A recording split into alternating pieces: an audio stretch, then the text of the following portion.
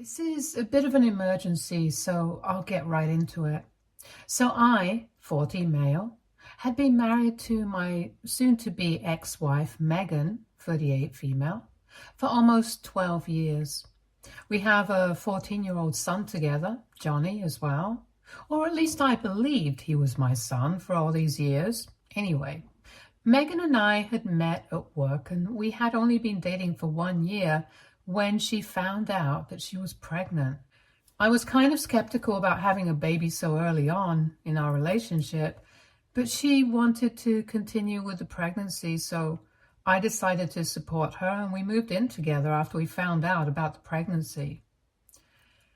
When Johnny was born, it did not even occur to me to get a paternity test because Megan and I were in love with each other, and by then I was more than sure that Johnny was my son. I felt very connected to him, and he even resembled me because both of us had dark hair and eyes, so I literally had no reason to be suspicious of anything. However, a couple of months ago, I found out that he's actually not my biological son, and Megan had been playing me for a fool all along. About 3 months ago, she came clean to me that she had been having an affair with her high school sweetheart, Nathan, 38 male, for the past couple of months. And even in the beginning of our relationship, she had had a bit of a fling with him while we were together, and she had never told me about because after that, she got pregnant. One of the major reasons she and Nathan had had to part ways after high school was because he was not very serious about his life and had chosen not to go to college. Back then, he had still been living with his parents and was jumping from one job to another every couple of months. She figured that she needed stability in her life, which is why she had chosen to be with me, because I was very career-driven. And she said that if she decided to stay with me, she would be betting on the right horse. But now she had realized that money wasn't everything, and she was in love with Nathan. So she wanted to build a life with him. Besides, he had had enough time to change his ways, and now he was a business owner himself. So she really didn't have to worry about money anymore. Back when she was coming clean to me, she told me that she had had a paternity test conducted and knew that Johnny was not my son right from the beginning, but had chosen to keep her mouth shut about it because I seemed to be very happy to be a father, and she did not want to ruin our relationship by talking about her past. She also made Nathan promise never to speak of this affair that they had ever again because she did not want to risk our relationship, and for the sake of her happiness, he had stayed away. However, they had reconnected at high school reunion almost 6 months before she finally told me the truth. And they had rekindled their relationship once more because he was well settled and he was still in love with her. And she had realized that she was still in love with him as well. So she had to leave. It was a horrible time for me because I had been with this woman for so long. I had built a life with her, and yet I was getting screwed over like it meant nothing to her. Anyway, after she told me the truth, she left the house with all her things. But Johnny continued to stay with me because he did not want to go with her. She hadn't even consulted with me before telling him the truth.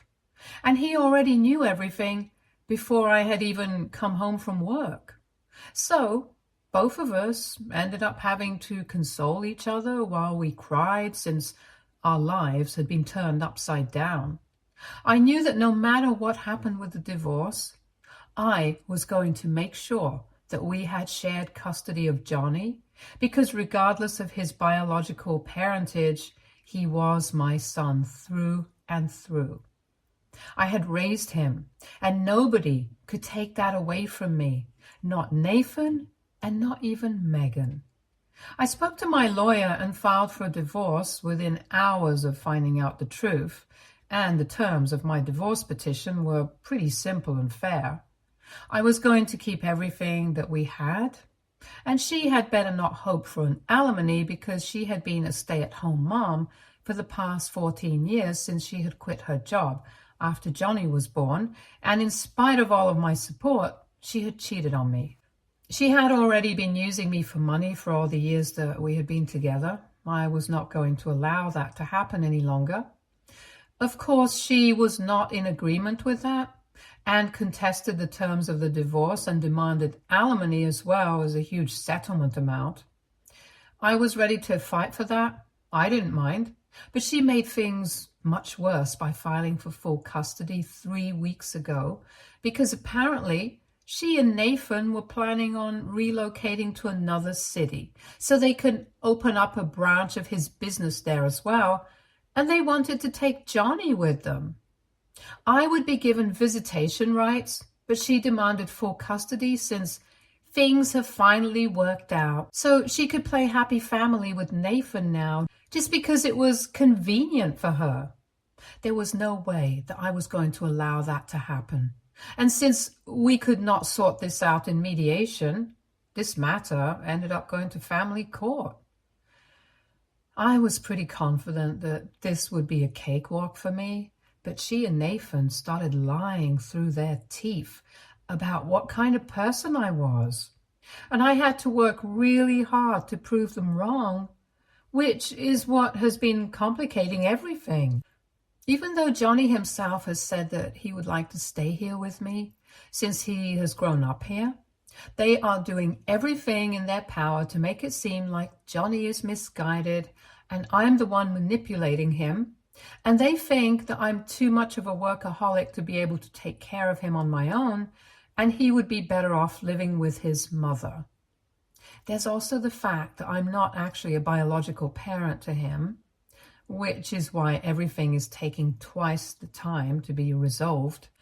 Ever since the divorce proceedings started and Megan moved out, we had come to an informal agreement about how we were going to split our time with Johnny. So far, we had an arrangement where he would spend the first 4 days of the week with Nathan and Megan and would come back to me for the weekend. I thought that this was the arrangement that we would stick to even after the divorce, but they made everything far more complicated than it needed to be by deciding to relocate to another city and filing for full custody out of the blue. So we have been locked in a custody battle for the past couple of weeks, but when we were in family court the other day, Johnny said something that sent everyone into a frenzy. This was the first time that he had been actively involved in the court proceedings, and at one point he said that so far he had wanted to stay here with me and he was still going to stick to that, but not just because his life was based here, but also because he had overheard Megan and Nathan speaking on the phone to their lawyer the night before, and he had overheard them discussing how they were going to portray me as the bad guy, and had come up with a bunch of lies that he started mentioning, which were far worse than the ones they had come up with earlier. Before this, they had only been claiming that I was too much of a workaholic and did not have enough time for Johnny, that I would bring the office home with me, and that most of the time that I was home, I would just stay locked up in my room and would always be busy with work conferences, even on the weekends. They had also claimed that I hardly ever cared about how Johnny was doing in school and hadn't attended a single parent-teacher conference since he was born, and delegated all of that to my wife because I thought it was boring and never took an interest in his life.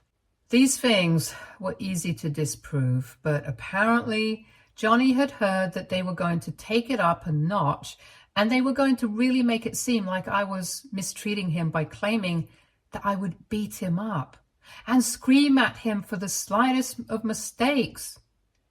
But apparently Johnny was too afraid to talk about that in court in front of me, and then maybe they would be able to get protective custody of him for the time being and eventually be able to sway him against me, which would make their job easier.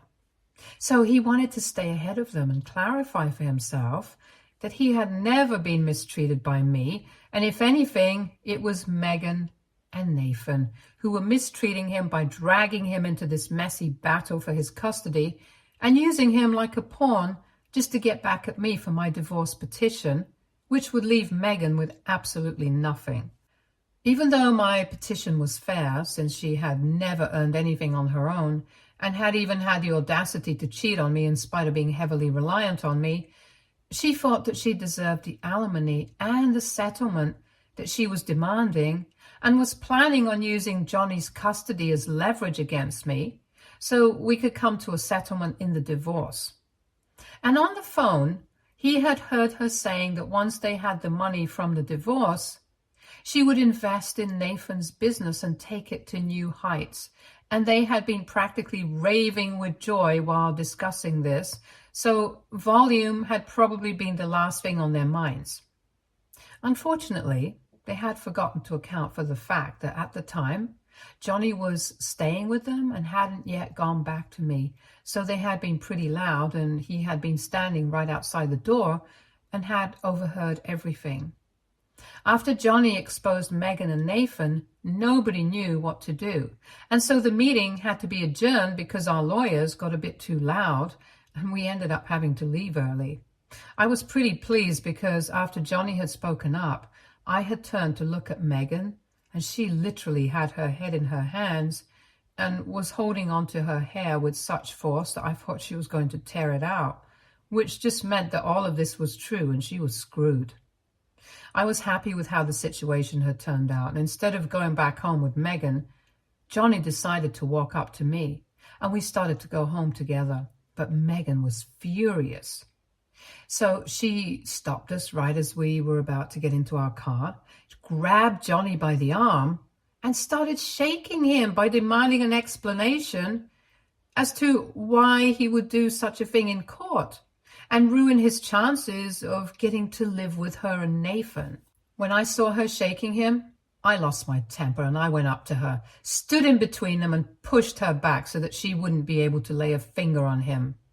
Luckily, my lawyer got all of that on camera, and we will definitely be using that in our next session. But anyway, I told her to back off and said that it was her own fault for being a disgusting human being, and I was glad that Johnny had taken a stand for me because he was not a spineless, spoiled, greedy monster like her.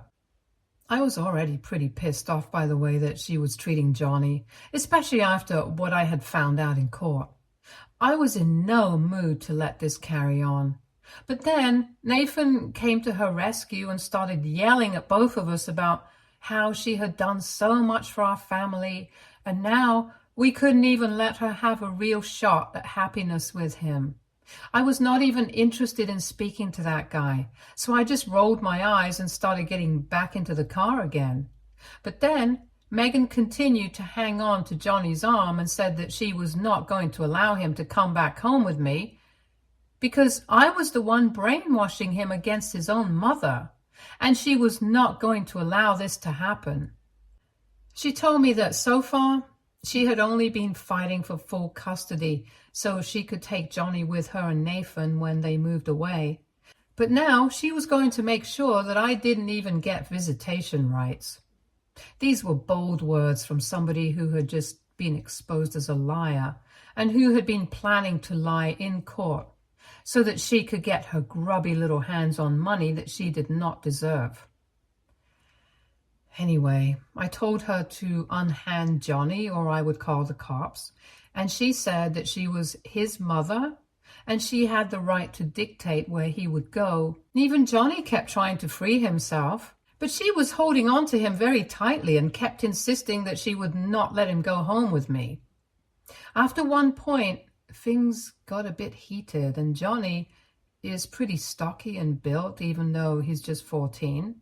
Megan, on the other hand, is petite, is not very strong. So Johnny did the only thing that he could and pushed her really hard so he could free himself, get into the car and shut the door.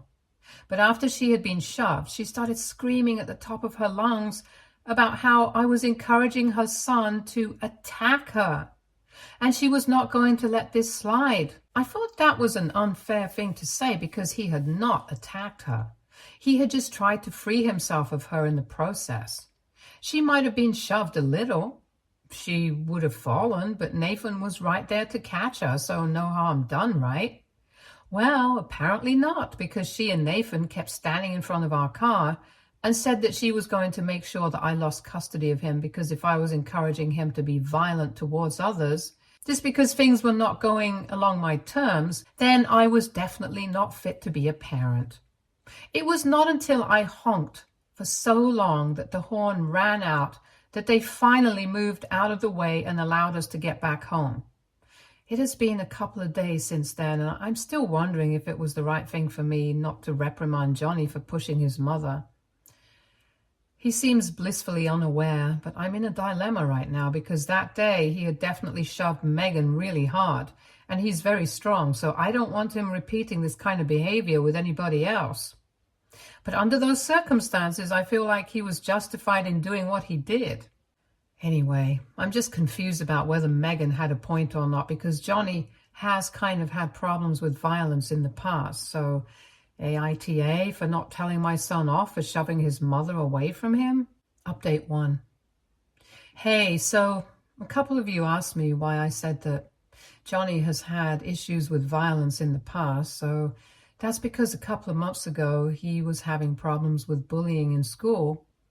And he hadn't told us about it, but one day we just received a phone call from the principal's office saying that Johnny had gotten into a fight and he had been injured, but the guy that he had punched in the face was even more badly injured.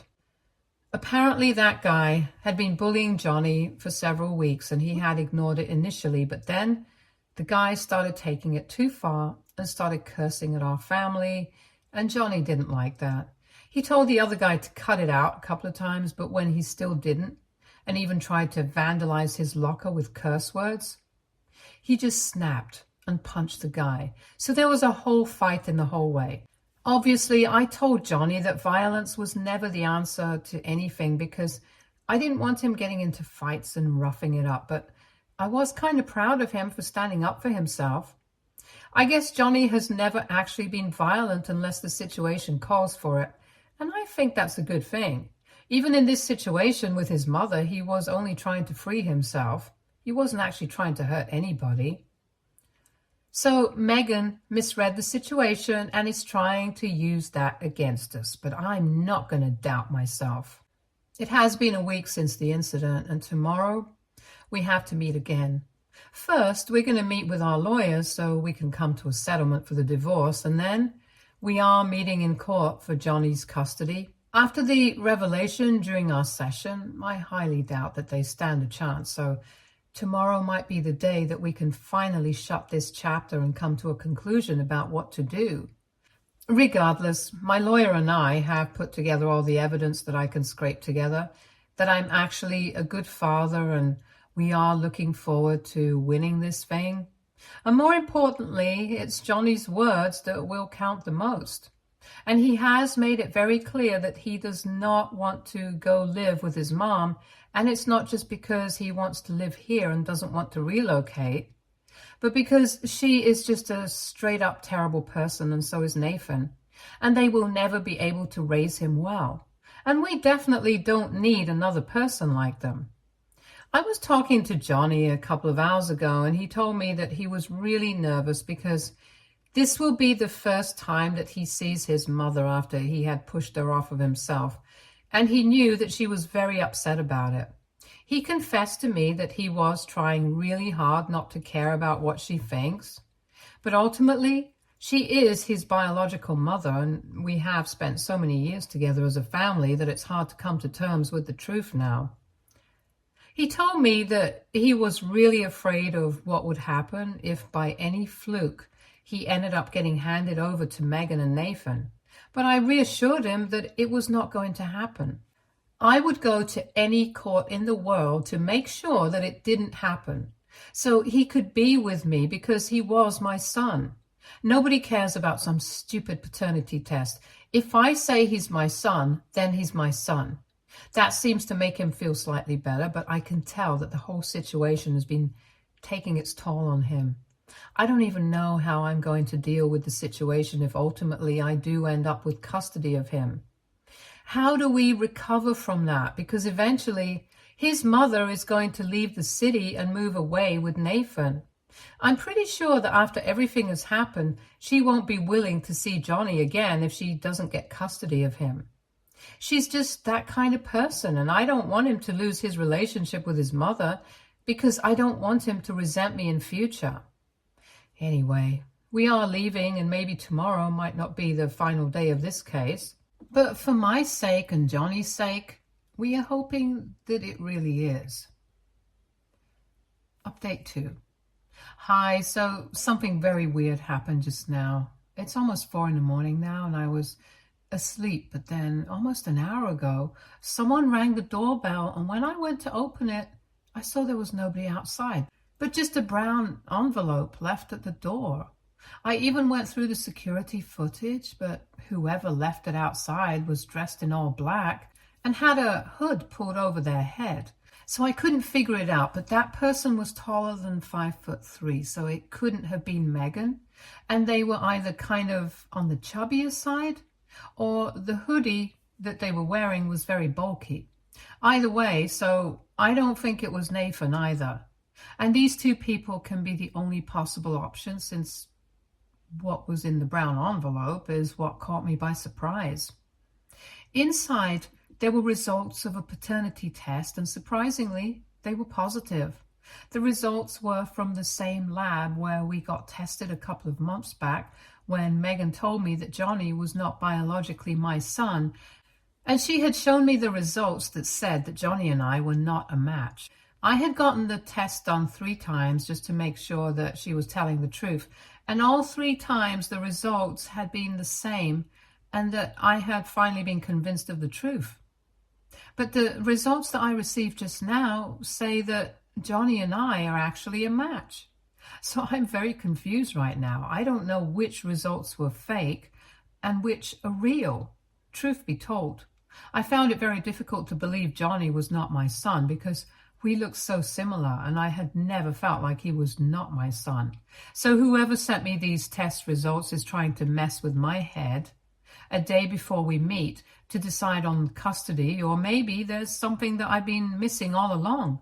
Maybe Megan and Nathan pulled off paternity fraud or something. I called the laboratory just now, but obviously they did not answer because, well, they're probably not even open yet.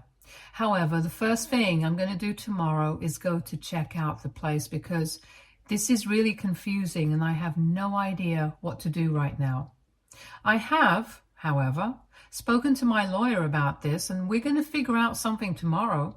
First, we just need to make sure that these results are real. So I'm going to get tested again, but this time I'm not going to tell Megan anything about it.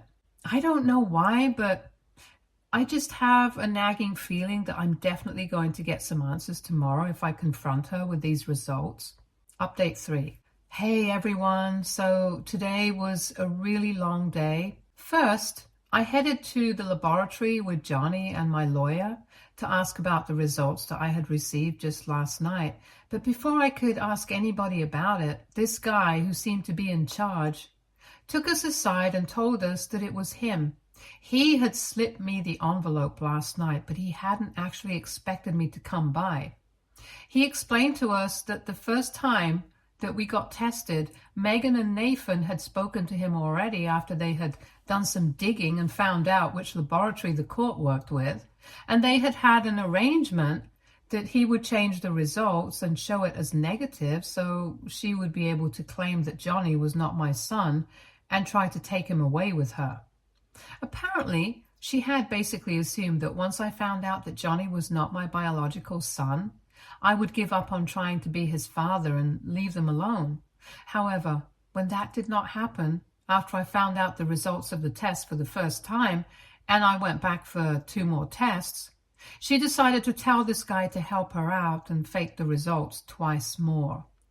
All of this was done behind our backs, and she had promised him that eventually she would make him a partner in the business once she got the money out of our settlement, and he had been looking forward to that, which is why he had helped her out 2 more times and had the results falsified, the results of the paternity test, all 3 times.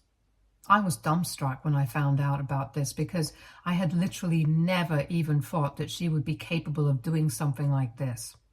Anyway, he had had a change of heart recently because he had kept in touch with Megan all throughout, and he had heard what happened at family court last time that we met, since she had to tell him that these things were taking longer than she had expected, and they wouldn't be able to start their business for another couple of months, so he would have to wait.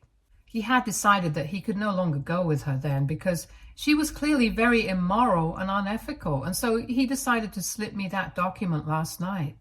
He apologized to me for all the trouble that he had caused and practically begged me not to involve him in any of this because he really wanted to remain anonymous, and I was kind of upset because this guy, who didn't even know me, had screwed me over a couple of months back just for some money, and I really wanted to turn him in.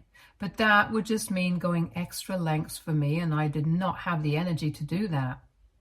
Maybe if he repeats this kind of behavior, somebody else will, but until then, I'm out. Besides, I already had the documents that I needed to prove my paternity, so it didn't matter to me what happened to him. If it came down to it, and I had to prove something in court, I would definitely use that as evidence and turn him in. However, for now, I had a different plan in mind. So then I headed to court, but before we could sit down for our scheduled meeting to come to a settlement for the divorce, I took Megan aside, and she was quite surprised by that move. I told her that I had received this document last night and they were the real results of the paternity test, so she instantly understood that I knew about the fraud that she had committed. She tried to act innocent at first, but I told her that paternity fraud is a big deal and I was going to give her one chance to get out of this without more trouble if she agreed to my terms of the petition this time, and also signed her parental rights away over Johnny. She agreed to the first part, but the second part was what she was not fine with, and tried to negotiate with me, saying that she was his mother and she could not just let him go. However, I was not buying any of that, and I told her that there is no mother in the world who would do something like this to her own son. So now she could do what I asked of her a lot, or I would create a lot of trouble for her. After arguing with me for almost 10 minutes, she finally agreed, and I felt like I had won. After that, I finally managed to come to a settlement, and my lawyer and I were thrilled because she had agreed to the terms of the petition. And after that, we only had to wait for our last showdown in family court.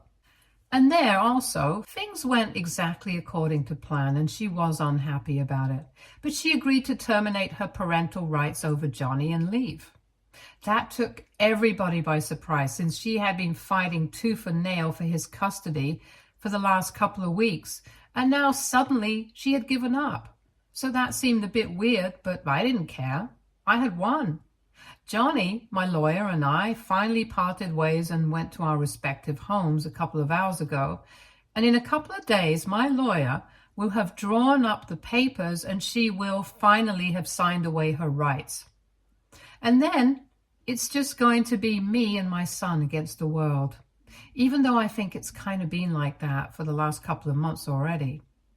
But I just can't wait for all of this to be over officially, and then I can finally try and move on with my life because this has all been really intense. However, as of now, Johnny is extremely happy with the situation, and so am I. So we're just trying to make the most of that. Stay tuned for more stories from our girl relationships.